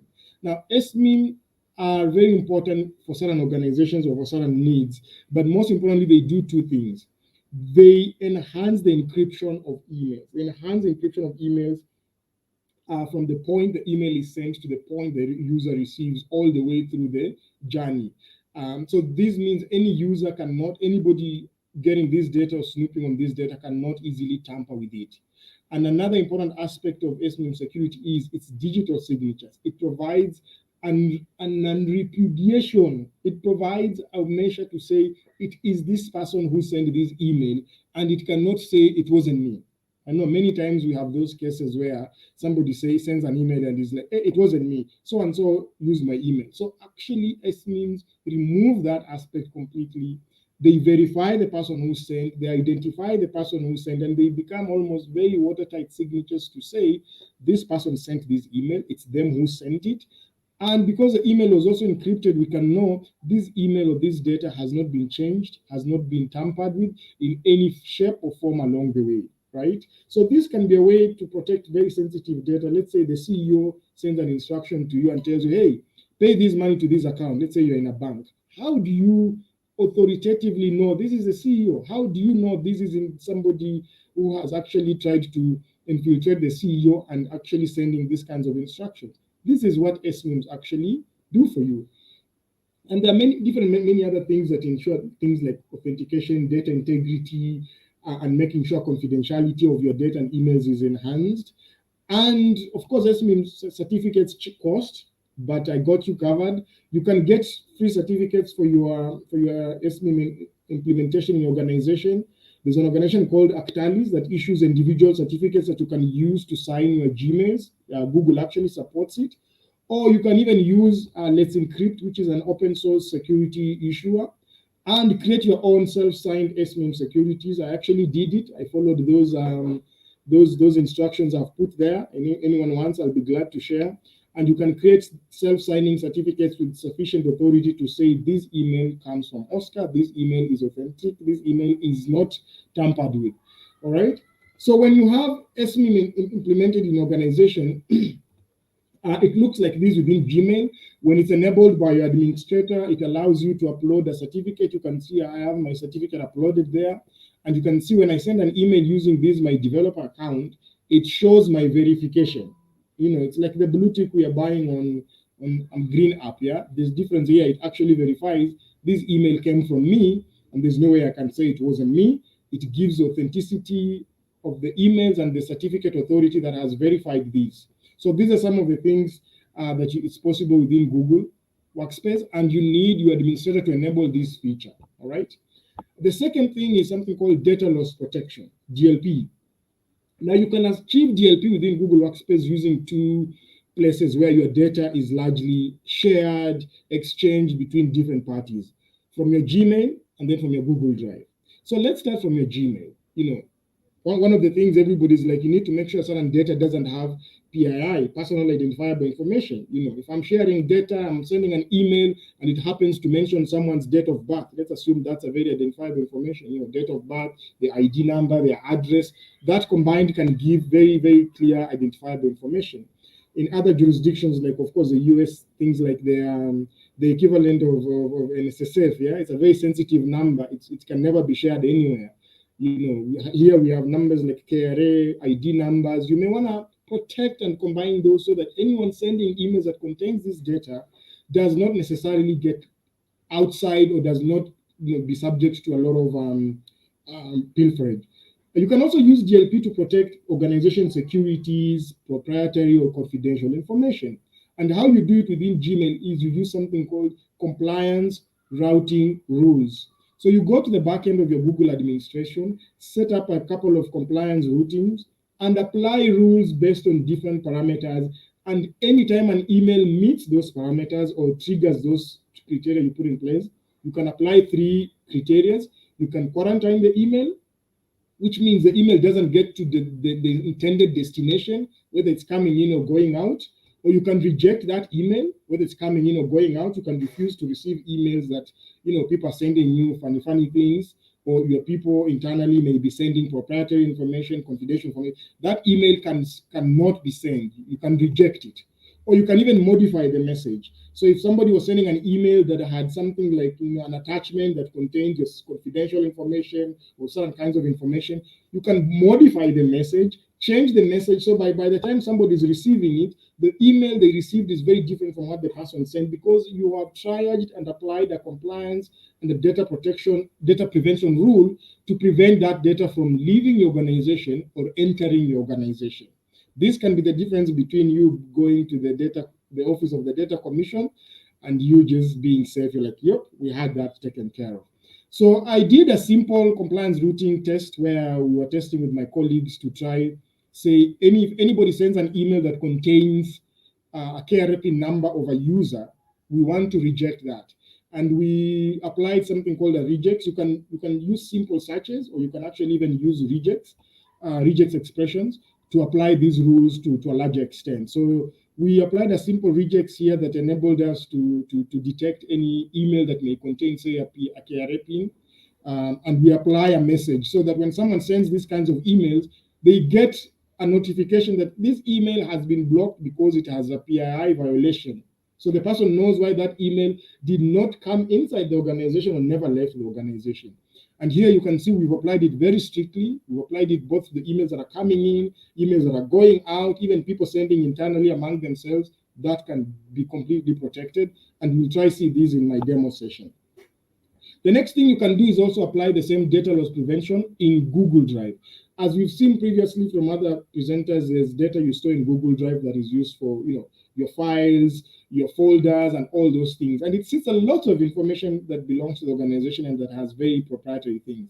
So you can set what we call rules and scans and triggers within your Google Drive, within your Google admin console, to detect certain proprietary information, certain information you want to prevent it from being lost. So when that is automatically triggered, that data in Google Drive is automatically protected. And in this case, an action can include refusing to share that data outside, refusing download of such files, or even refusing that kind of information from being shared to any other person outside, certain people in the organization, right? And you can do this through different rules. You can also do this through things called classification. Things are called labels and all that. And you can build an amazing alerts and reporting using what somebody previously discussed. Looker Studio, to visualize how many mild violations were there, how many triggers were there, and you start building a compliance practice where anybody can tell you how many people tried to share proprietary information, how many were mild, how many were severe, how many were low, and all those things, and have in real time you facing these audit reports from your own infrastructure. And for instance, within Google Drive as well, you can apply what we call data classification, in part to achieve data prevention. So you can classify your data based on confidentiality levels, access levels, department levels, and things like that. Then you can apply a rule and say, anytime someone shares a data that has a classification of restricted or confidential, this file should never be shared outside. Stop that data from being shared. These are simple things you can do and build a really good data prevention practice. And excuse me. And we'll get to that when I'm in my next demo session. And here I've just applied also a simple data prevention rule within a domain, a test domain. I applied it to apply to Google Drive. I can block certain external sharing. I can disable print, copy, or all that. I can notify some other people. And most importantly, when someone tries to share that file, you can see that, this item contains restricted content and therefore cannot be shared outside Pawa IT Solutions. I have achieved something without having to police people. What are you sharing? And I simply created a file and classified it as external or not for sharing, and applied the data prevention rule that makes sure such a file can never be shared outside. Okay? That is the kind of email you get, and the people you have defined can actually also receive notifications about this DLP trigger, which can help you actively know how many triggers are being charged from the organization, how many people are attempting to share external files. Is it malicious? Is it accidental? Do we need to do training, or do we need to get some people behind uncomfortable grills or bars? Okay.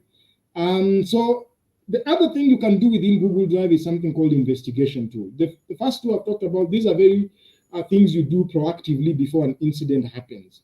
Investigation tool now is something you use when an incident has happened. When somebody has, oops, sorry, I sent an email to 100 people internally, and that email contained the pay slips for everybody, and I need it retracted. I need to view what happened.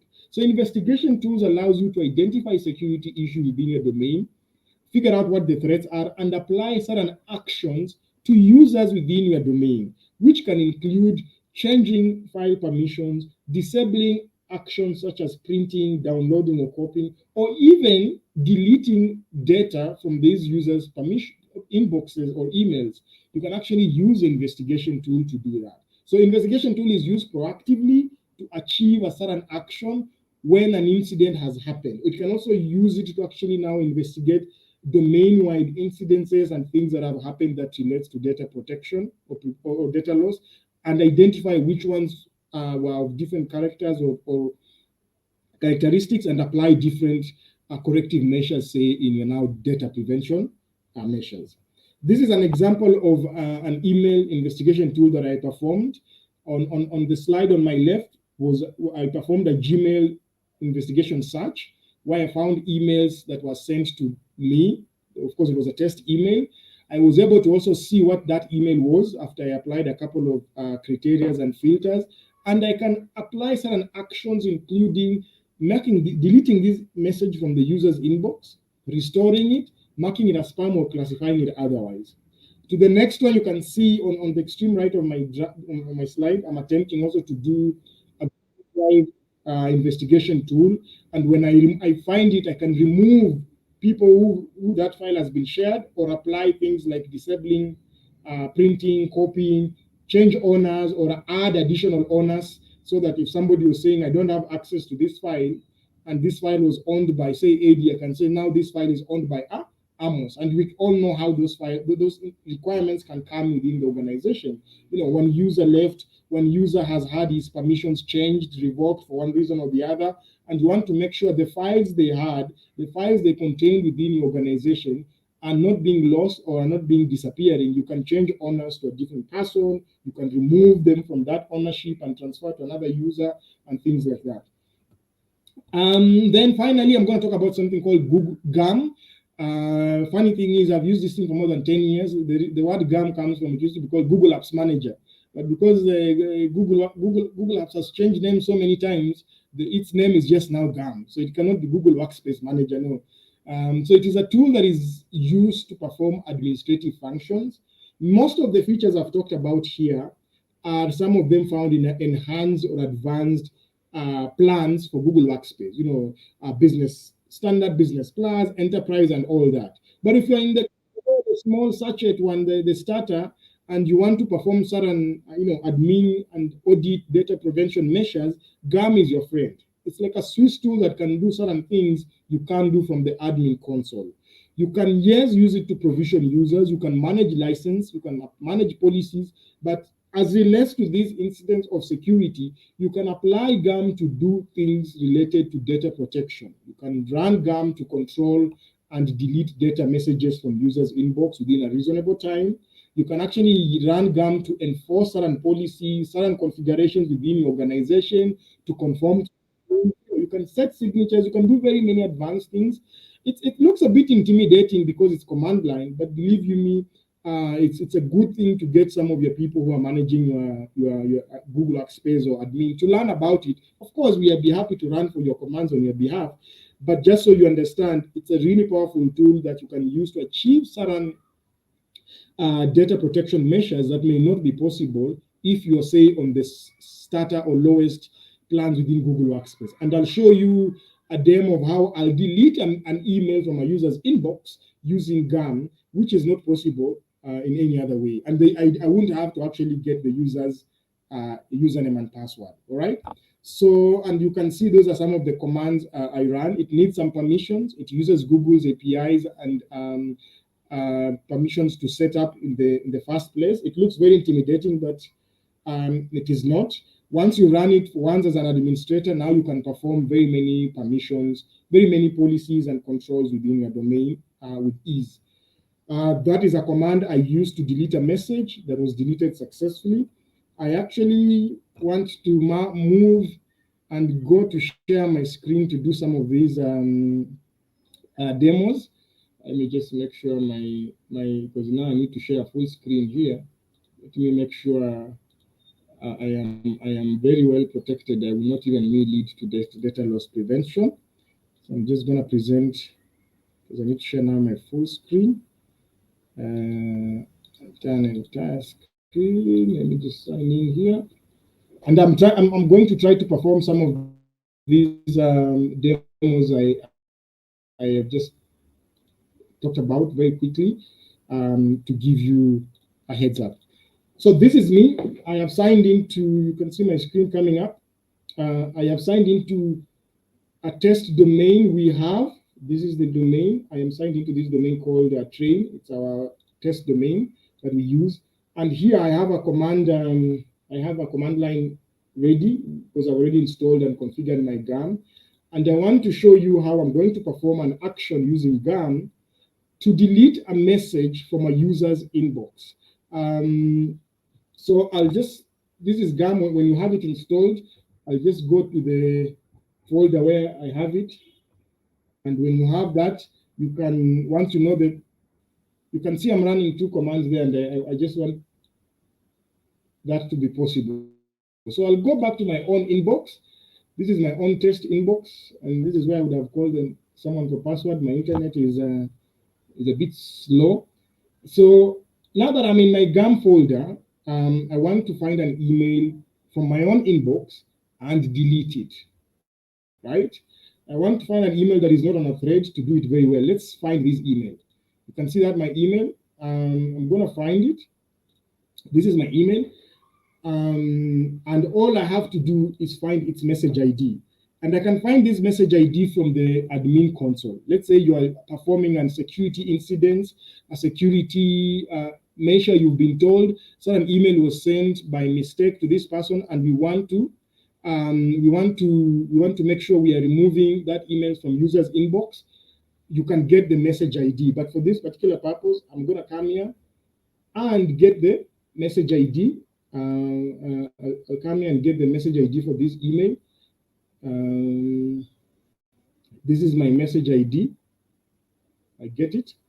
And I want you to mark this is the email we are going to delete. Here it is. So let's mark it. Then I'll run a certain GAM tool. Let me just copy my, I have some of my GAM command tools here ready. So I'm not going to type all of them.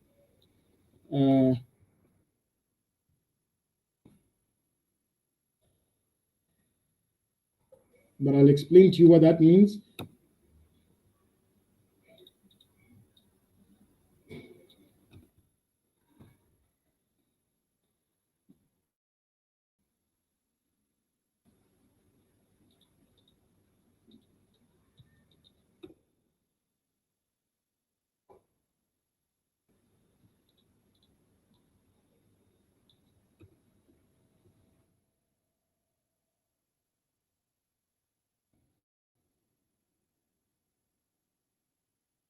So having fetched my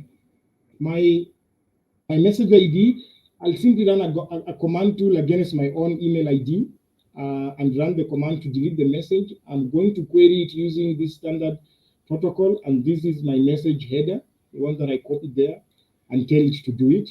Hopefully it's fine, the tool is fine. Once I do that, I'll go enter, and it should perform that action to delete the message from my inbox. It's running, it's running.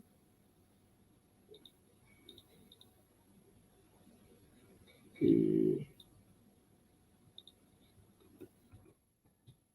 Yeah, there it is. Sorry, I think it's a bit of my connection. So it's going to run, and soon this email will be removed from my inbox.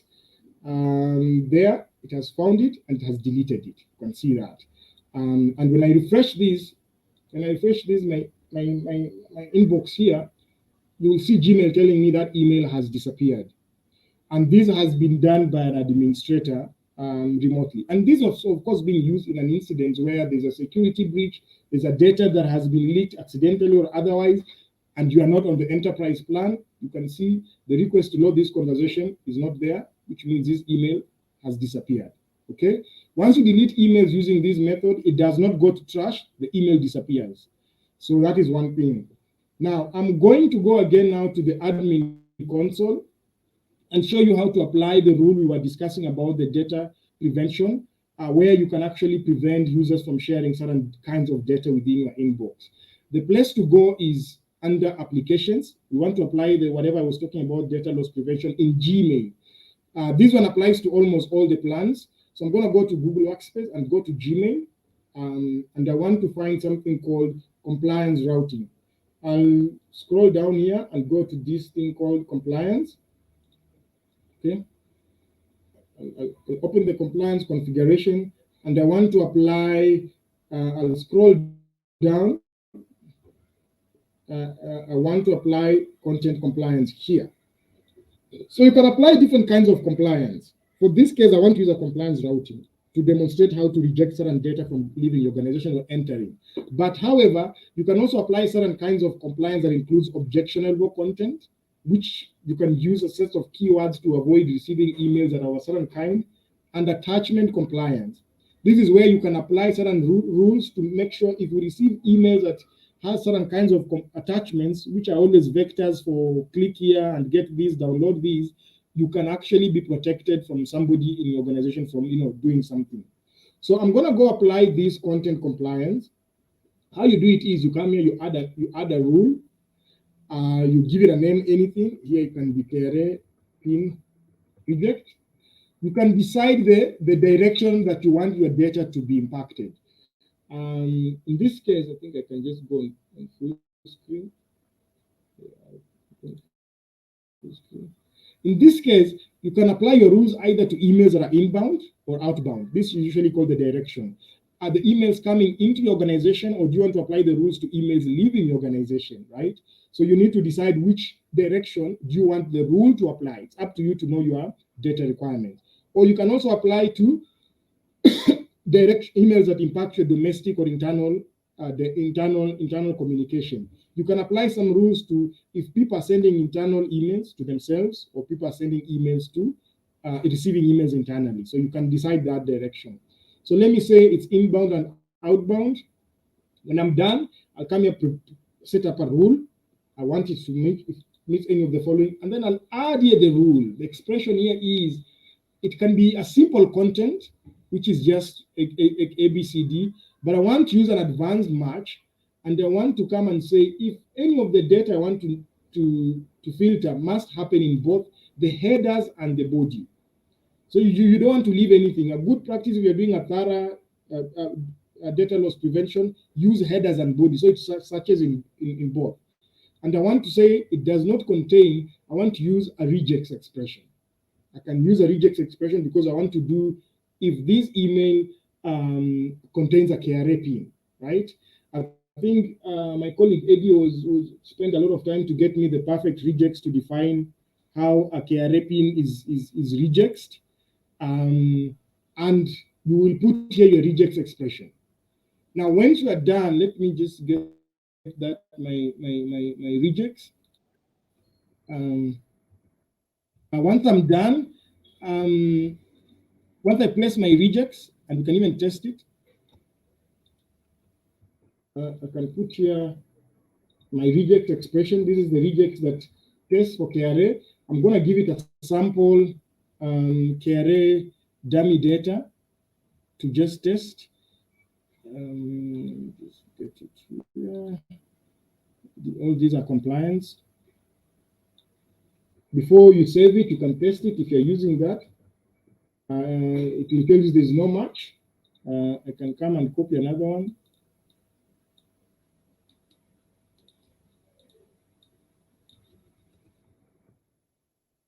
They still there's no match, which is the correct figures. Yeah. I can give it an optional name and give it an optional description, but when I'm done, I'll save it. I'm not going to save this because I have one that is active. Then I'll apply different conditions. One I told you, you can modify the message, reject the message, or quarantine it. In this case, I'm rejecting it, and I can write here a message to say, this your email has been rejected because it contains XYZ, right? That's the rejection message. And then when you're done, you can leave it by default. It should always affect the users, right? Then you save it. Once you've saved it, it should look like this. This is the compliance routing in full. It affected all these. This is the full regex. If you test it with any other KRA pin, it shows it found one. So my regex was wrong. So you see, this is a sample KRA pin. It has found it. When it's done, you can go here. You can see what has been a reject message that has been put in place that all users will receive. So when this is in place, when I go here to this my email, now I want to send an email to the users, and I'm being told I need to quickly be winding up. If I go to my inbox and compose an email, sent to anyone in our text domain,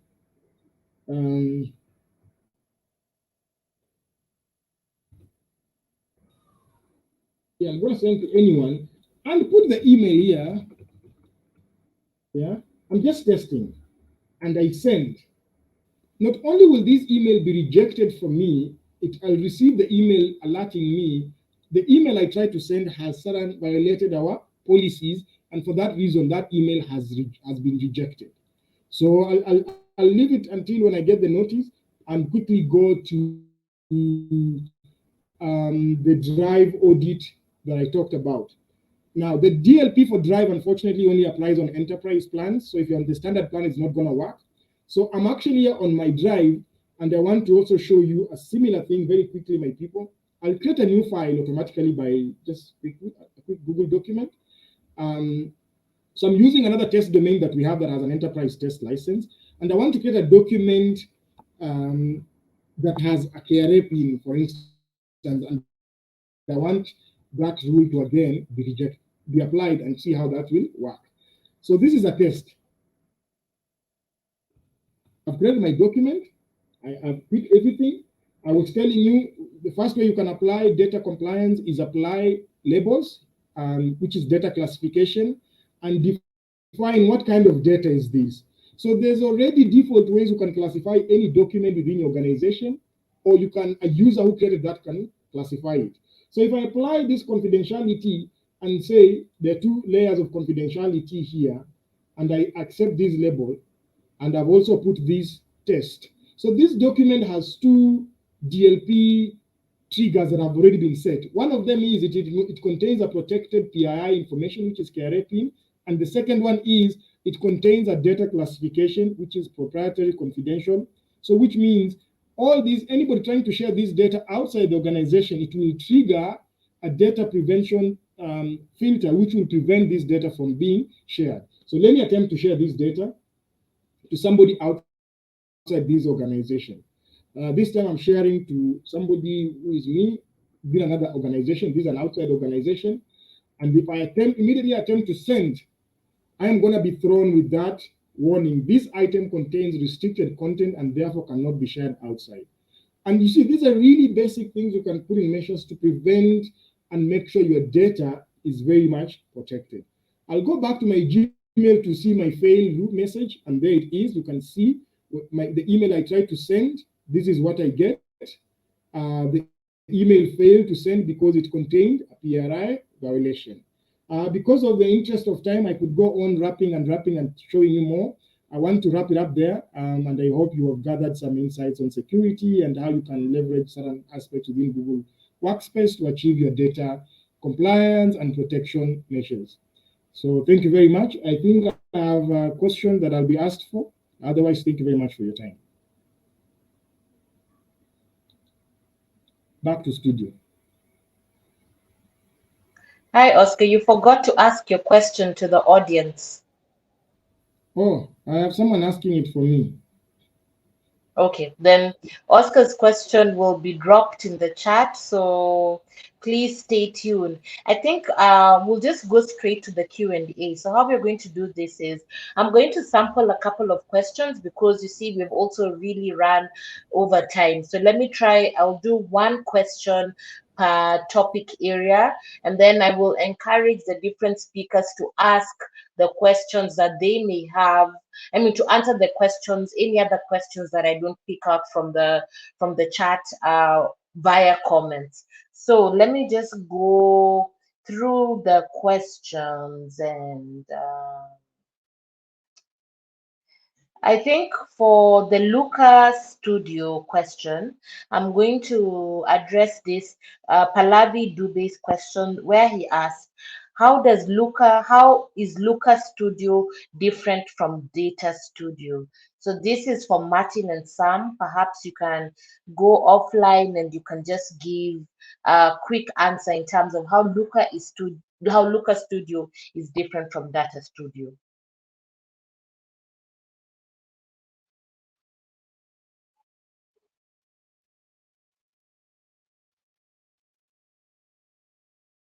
Martin, Sam, are they available to answer that question? Yeah.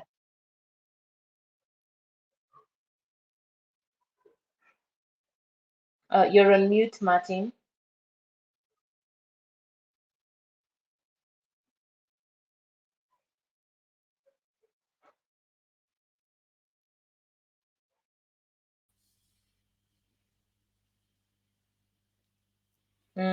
I can't hear you, so I don't know whether it's me alone. Uh, Okay, I can hear you, Sam. oh, okay. Okay, I can take up the question as Martin fixes the audio. So Looker Studio is just the newer version of Data Studio. So Google recently updated from Data Studio to Looker Studio. That was towards the end of last year. So it's just a transition from the old one to the new one. Yeah, that's what I will say about that. Okay, thanks for that, Sam. So let me go to the app sheet section. Hmm,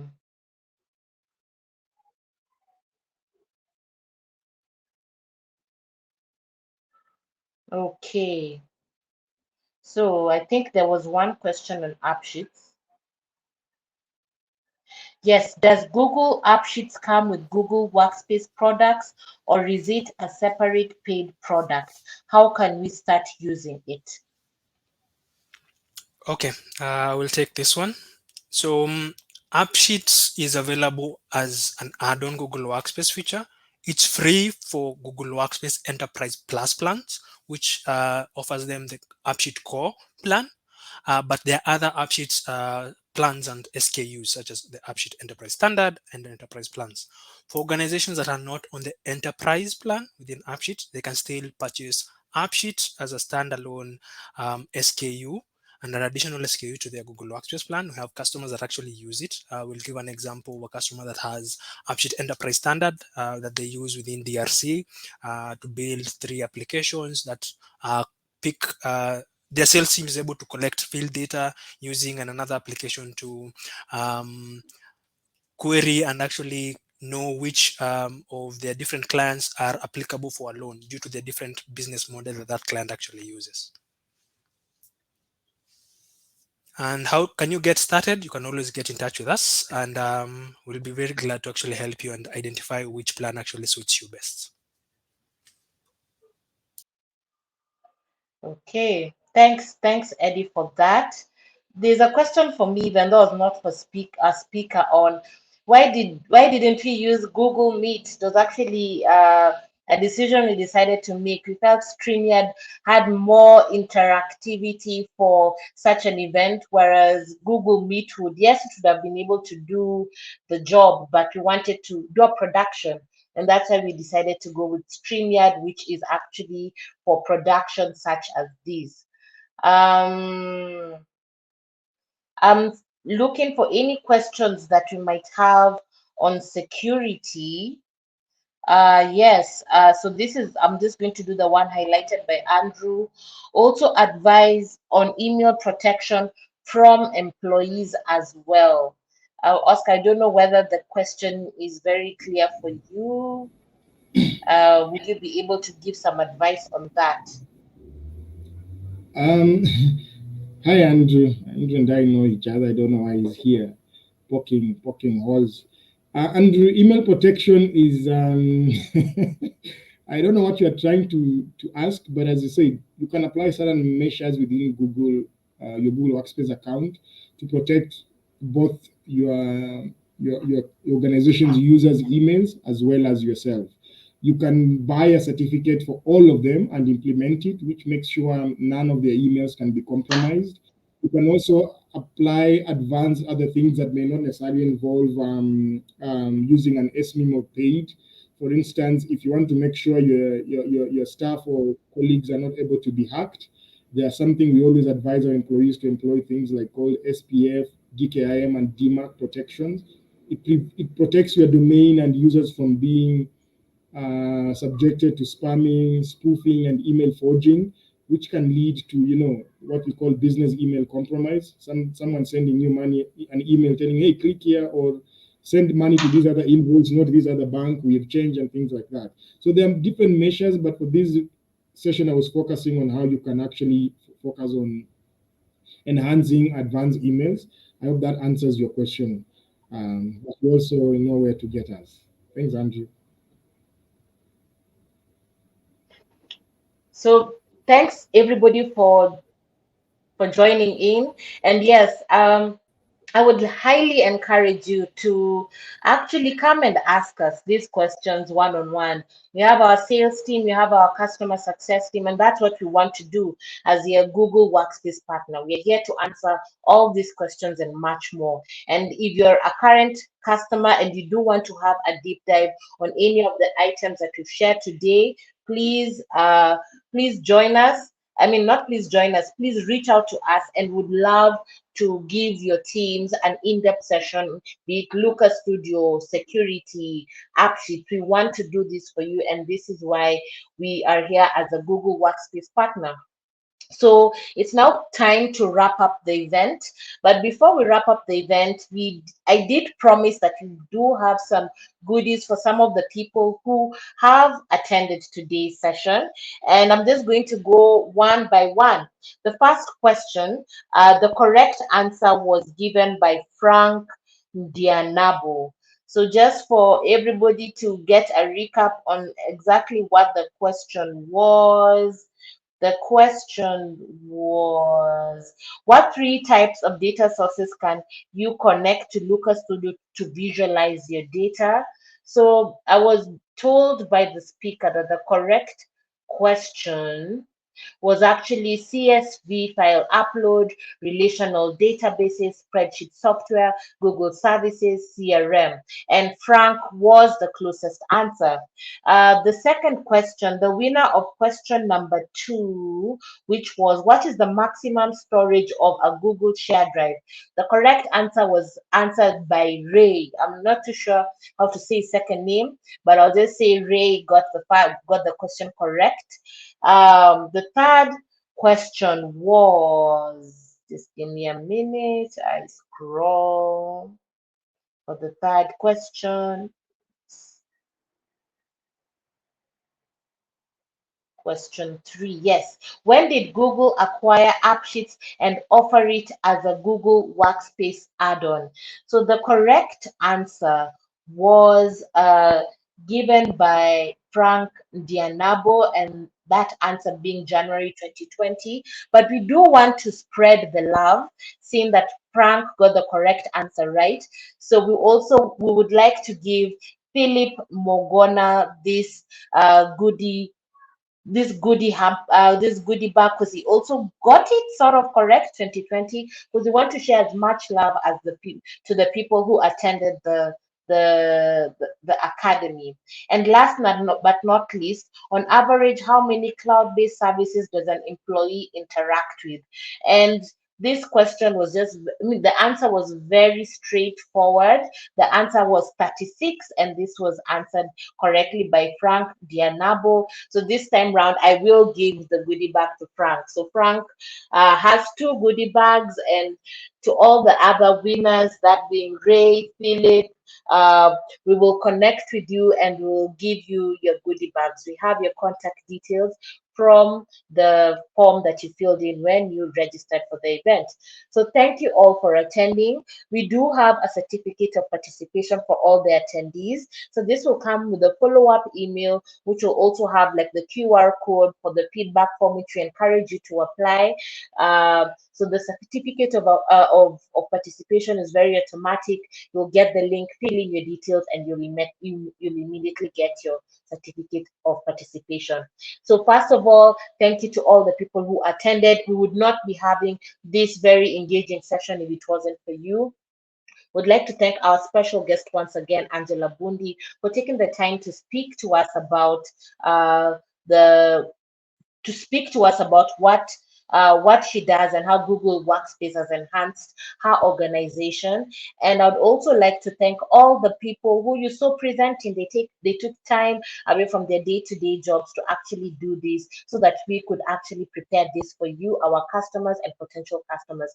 And last but not least, I would like to thank the 2 people who are behind the scenes. You know yourself, this is Marlene and Eddie, who are part of the production crew, queuing us in, making sure the tech The check is right. And yes, Frank, you are the biggest winner today. Congratulations to you. I hope you can share this goodie bag with your family and friends or your colleagues, whoever and however you want to distribute it. So thank you all and have a fantastic afternoon.